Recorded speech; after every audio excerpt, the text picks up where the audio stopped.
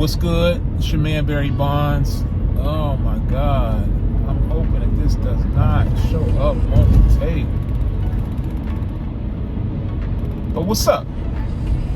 It's the RReport, and today I had some quick thoughts for you real quick. And oh man, where are my AirPods? Gotta get the AirPods, the best mics besides the corded earphones.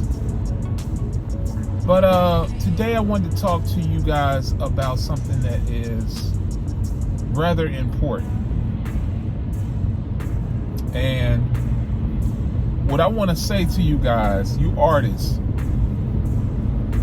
because I got an email from an artist, an aspiring artist out of the Midwest, asking me about management.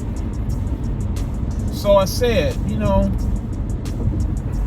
let me figure out how I can be a little bit more effective in reaching out to aspiring artists all around the country who find my videos, whether organically or whether someone just, puts you on to the videos.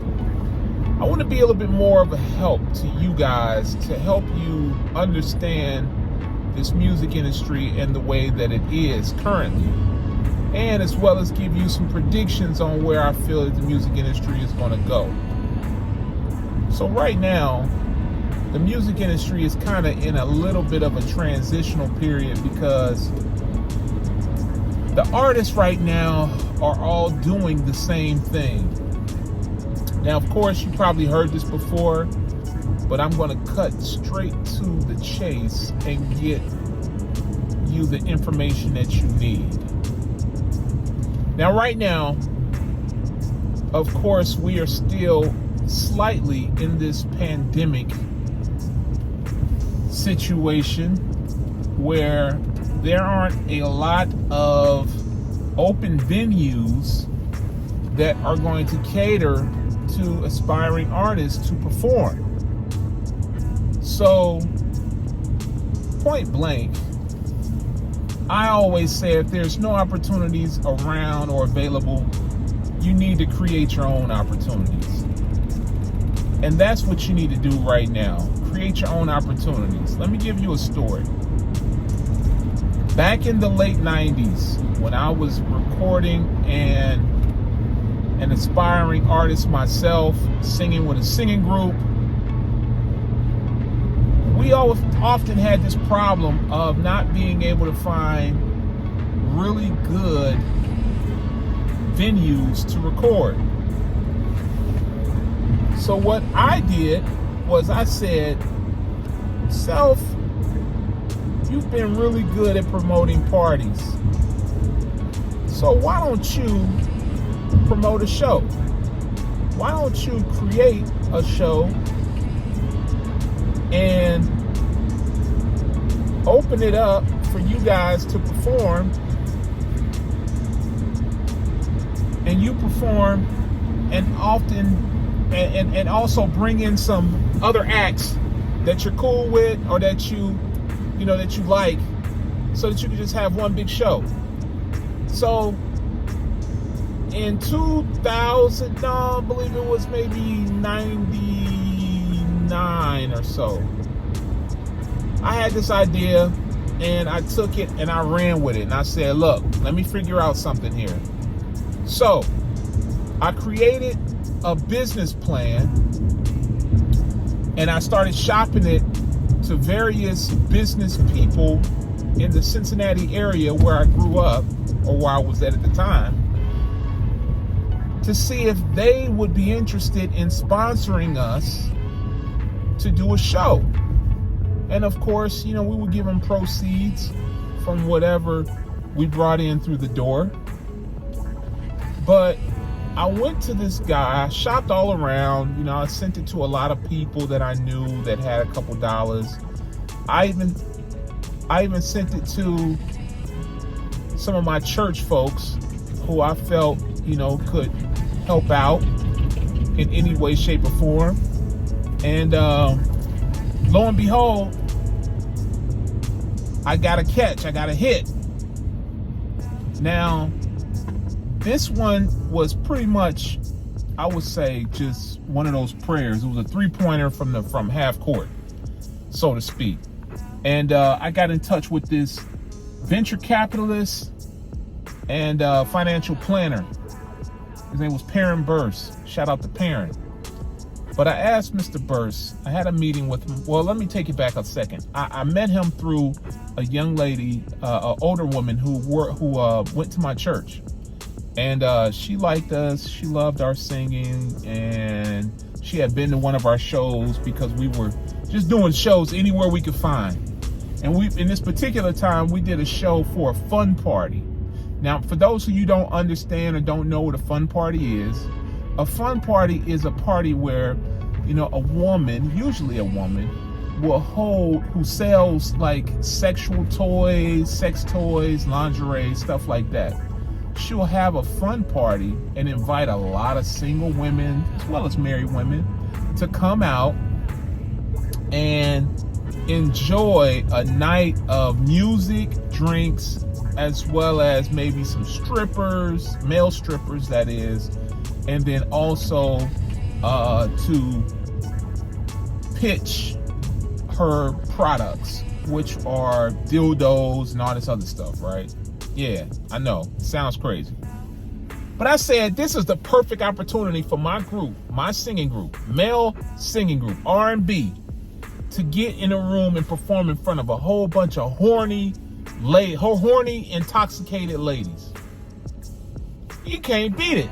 You can't beat it. So I said, all right, let's do it. We performed. One of the ladies from the church was there. She loved the show. And she said, I think I have somebody that may be able to help you out. When I posed the question, trying to find someone who can help us out to, underwrite one of our shows. So I met with Mr. Burse downtown Cincinnati at his office.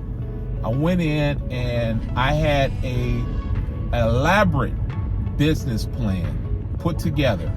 Xeroxed everything, PowerPoint type of situation here. I listed out the group name, all the specifics. Oh, old lady.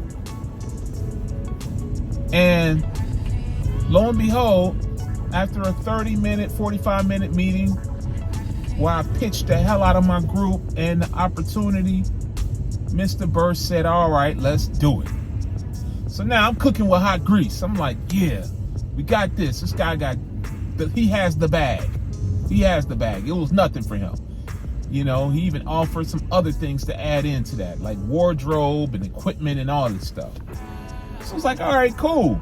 So me and my guys, we went out. We started searching for venues. We found this beautiful venue out in a part of town, upscale part of town, and it was called the 20th Century. So went out, got the 20th Century, had a conversation with them, and they had an opening. I pitched it to Mr. Burse. Mr. Burse loved the idea, loved the venue. We had a walkthrough and everything. So he popped the check for the venue, and boom, like that, we're cooking. We're on, we got a date set, and now it's time to, start promoting, putting out flyers, getting the word out. And that's exactly what we did. Now, with a 4-man group, plus, we're adding some openers, I said, all right, we got a nice little production, a little promotions team here. So we hit every nightclub, we hit every spot imaginable. Now, we sold roughly almost the whole house, and Mr. Burse also paid for outfits. So we was fresh to death. Like, I mean fresh. Like, seriously fresh. Back in the day, this is like the late 90s, white velour jogging suits, white velour, powder blue accents with the powder blue Jordans. So we looking fresh to death. So We get to the venue the day of. We have a slight line outside. People are coming in early. The show goes on without a hitch. The sound is on. We even taped the show. It was a success. It was pretty much a success. Hand claps, a successful show. And then after that, Mr. Bird said, hey, I enjoyed the show. I loved the show, because he brought him and his lady friend out. Well, him and his wife, I'm sorry. Brought them out. They enjoyed the show. And after that, we had another meeting, a follow-up meeting just to discuss. Lo and behold, Mr. Burst is like, hey, I want to manage you guys. I really think that you guys have what it takes to make it. I want to manage you. So, of course, we were like, yeah, let's do it. Right after that, we signed papers, management papers for him to manage us. He gave me an office, gave me a whole office in his, hold on, let me put this back. Oh, it doesn't help. It doesn't. Sorry. He gave me a whole office in his building, in his office, you know, and his office was downtown on Main Street. Gave me a whole office. He said, look, the same way that you pitched your group, I want you to find other groups that have the same amount of talent that you feel can make it. So for the next maybe 6 to 8 months, that's what I did, you know. Reporting to that office maybe once or twice a week, or whenever I was down there, had keys, could get in. The downstairs area was usually a meeting hall that he would actually hold conferences, and you know, he would invite guests so that he can give, you know, his presentation. We turned that into a rehearsal area. Well, we just took the chairs out and we would rehearse and do all that type of stuff. It was a big area, big. So we bringing in acts, you know, we bringing in all these people, and it was such a great situation, but it never would have happened if I wouldn't have took the ingenuity and seized the opportunity to create my, and seize the moment to create my own opportunity.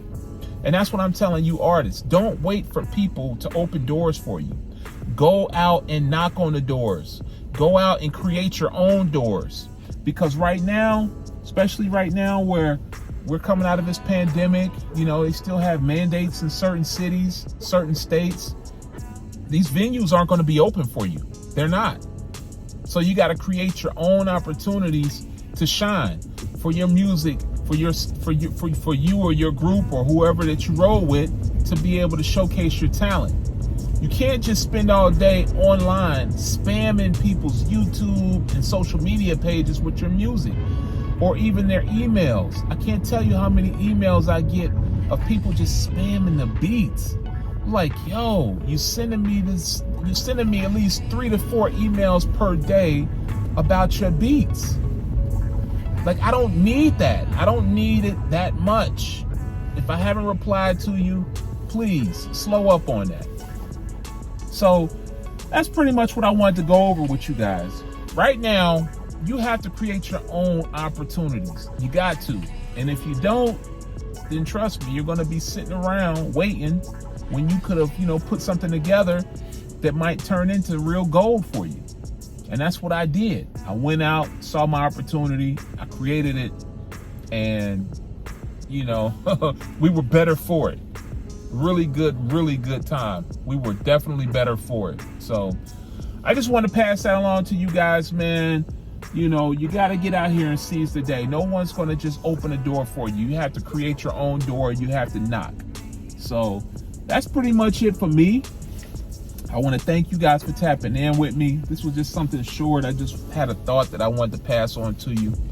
And please don't forget to like, share, and subscribe to the channel. I am here. And, you know, like I said, I'm going to be doing at least 1 or 2 videos per week, if my schedule permits. And hopefully I'll have some great information that you'll be able to use. Also, send me your emails and questions. Send those to me. I can use them. I will be able to answer them on the video and get you the information you need.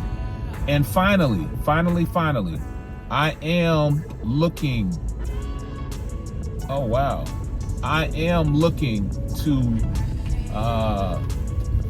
bring in more, well, to help some artists out who need the help, who are viable, who have a presentation, they have music, and they just need that extra push. I am definitely open to working with you guys. Just send me an email and let's move. Other than that, you know what my motto is: positive minds move forward. I'm gonna get at you guys on the next one. Peace.